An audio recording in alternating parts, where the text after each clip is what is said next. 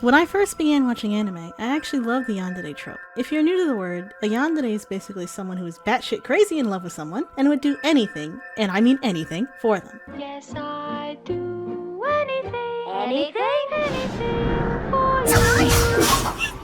This can also mean that they'll do anything to gain the affection of their love interest. When I first started to really watch anime again, it was in the late 2000s, what I'd like to call the early decade of the yandere trope. But nowadays, the trope seems to be waning in comparison to even a decade ago. So, what exactly happened between the 2000s and 2010s that made the trope seemingly disappear completely? If you're anything like me, then your first yandere experience was probably with the anime Future Diary. Also known as Mirai Nikki, the psychological death game thriller was a hit when it debuted on October 10th, 2011. Here's a little refresher for those of you who either forgot it existed or those who don't know what it's about. Future Diary follows socially awkward 14-year-old Yukiteru Amano, who prefers to write away on his cell phone as an observer. He happens to become embroiled in a death game by his so-called imaginary friend, who happens to be the god of space and time, Deus Ex Machina, which is quite literally, God is the machine. It also happens to be a shitty trope that people use a lot in sci-fi movies, so, there you go. He changes his phone into the Future Diary, which allows him to predict the future up to 90 days, but there's a catch. Since he's only been an observer, it excludes him from it, meaning he doesn't know what will happen to him. Luckily, Gasai, another 14-year-old and his pink-haired classmate, is his psychopathic stalker. She has bestowed the Yukiteru Diary, which tells her everything about him, including his whereabouts. He decides to work together with her so he can survive, using her affection as a shield of sorts, as well as her killer axe skills. She also happens to call him his nickname, Yuki, an unbelievable amount of times throughout the entire 26 episodes. Yuki,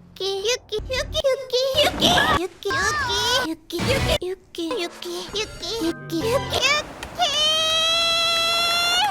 Because of how wild and outlandish the concept of a yandere was at the time, Gasai was made a household name when it came to that trope. And with her popularizing the term, as well as being a middle school student who looked harmless, more of them started to pop up. And while Yuno wasn't the first yandere ever, her debut definitely popularized the term. After watching Future Diary, I remember wanting to know more about the trope. So, a little Brianna decided to search for other anime with crazy people, quote-unquote crazy. While yanderes were almost only female characters, I recall it being a huge surprise when male characters were revealed to be crazy. Take Toma from Amnesia, for example. A female character was probably easier to paint as a yandere since they're supposed to look harmless and cute. However, if they can act normal enough and surprise you when they do turn out to be batshit crazy, then that's a pretty cool twist. Don't even get me started on how shocking it is to find out that a character was deceiving you the entire time. It was even more of a shock when you were told yanderes could only be female characters, and then you find the heroine waking up in a cage surrounded by stuffed animals because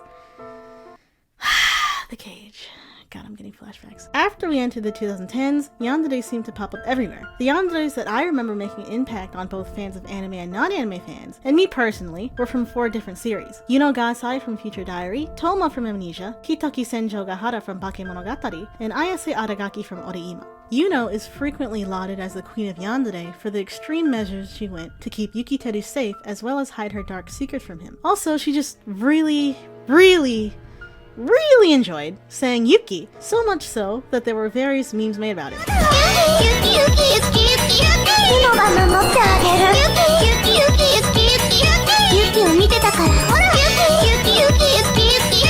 If you surf the internet during this time with even the slightest keyword for the series, you'd almost always see a picture of a 14-year-old pink-haired axe murderer everywhere. Toma made an impact for me because Amnesia was one of the first anime I ever watched. It's a romance anime, so why would you even think there'd be a yandere in it with all those bright colors to distract you? Besides, up until that point, yanderes have almost exclusively been shown as women in popular anime. Remember, this was the early 2010s, so it surprised some other people as well. Hitagi from Bakemonogatari is a rare case. She frequently breaks the fourth wall, as do the other characters sometimes, and has labeled herself both a tsundere and a yandere, despite her coup-de-day exterior. You can see her overprotective tendencies when it comes to Araragi, such as nonchalantly threatening to kill him and acting on her word with her uncanny stapler and pencil skills. She doesn't just fit into one box, which makes her interesting. Lastly, Ayase from Oreima, a series that probably needs no introduction. Ayase was perhaps the tamest description of a yandere. Ayase's yandere tendencies stemmed from her overprotective attitude with her best friend Kirino, and her hatred of being lied to. In retrospect, she was more of a joke character of a yandere more than anything else, considering she never really killed anyone. Well,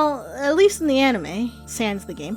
What all 4 of these characters have in common is one trope, albeit all displayed in 4 different ways, showing how broad the trope can be. After Future Diary, fans were able to point out the signs of a yandere pretty well. Even though the series wasn't the main cause of the so-called yandere boom, it definitely made some fans go back and look at some older series to see where it exactly stemmed from. One of them is the infamous School Days, where cheating asshole Makoto Ito happens to drive two girls crazy. His girlfriend, Kotonoha Katsura, and one of the girls he was cheating with, Sekai Saionji. Long story short, Sekai killed Makoto because he was going to get back together with Kotonoha, which made Kotonoha kill Sekai for killing Makoto, which brought us all to our favorite old meme, Nice Boat. It's not that Kotonoha wasn't a popular yandere, but that School Days wasn't a well-known topic unless you really watched anime. Remember, anime wasn't nearly as popular nor accepted when I first began watching. Take Death Note's Misa Amane for example. Was she crazy? Yes, but in a sense, her reasoning for her craziness made sense. No matter how low of a human being Light turned into, there's no changing the fact that he did help her. Though unintentional, he killed the person who murdered her parents with a Death Note. Her love was more twisted in the sense that it was more like codependency than love, but that's one of the beautiful things about the yandere trope. The way a yandere loves isn't right to begin with.